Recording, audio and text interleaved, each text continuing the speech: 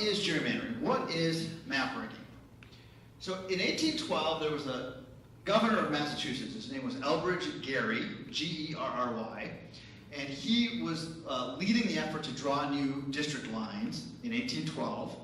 And he drew this in northeastern Massachusetts, north central Massachusetts. He drew this district.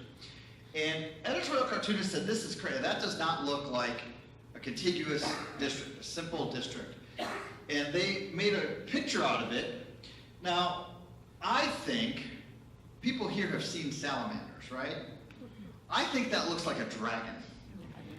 But apparently in 1812, salamanders were much scarier.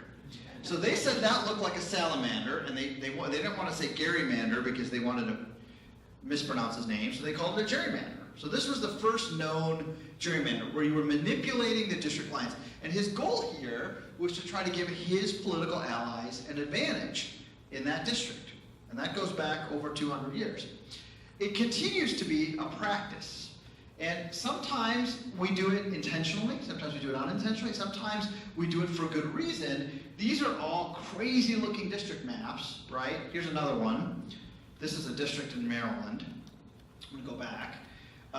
This is actually, it is gerrymandered in that the district lines are manipulated, but it's actually gerrymandered for good reason.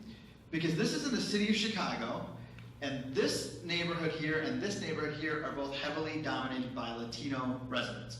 And by connecting those two populations together in this way, they actually create a majority Latino district that can, under the Voting Rights Act, elect someone to represent them. So this is actually not an illegal gerrymander, it's not bad, but it shows the lengths to which you can go to manipulate the maps for results, right? This map was drawn by Democrats to disenfranchise Republicans. You have a Republican area over here and a Republican area over here, but there's actually more people in this part of the district. And so these Democrats outweigh all of these Republicans, and they're able to elect in this district a Democrat, even though they're kind of disenfranchising all the Republicans down here.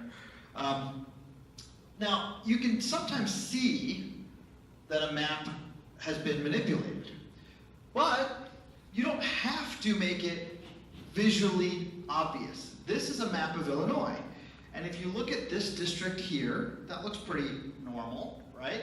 Like a big blob. This district looks pretty normal. There's a little bit hanging out over here, but this looks pretty normal. This definitely looks pretty normal.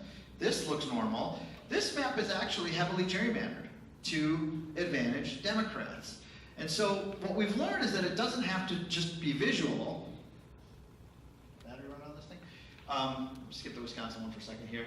What we want to do is use a definition that actually addresses the thing we're talking about, which is that we're attempting to establish political advantage for a particular party by manipulating the geographic boundaries to create partisan protected districts. If we use that definition, and we don't worry about whether it's visual or not, whether we can see it with the naked eye, then we can start to measure the map and determine how we get results like this, results that are that unfair.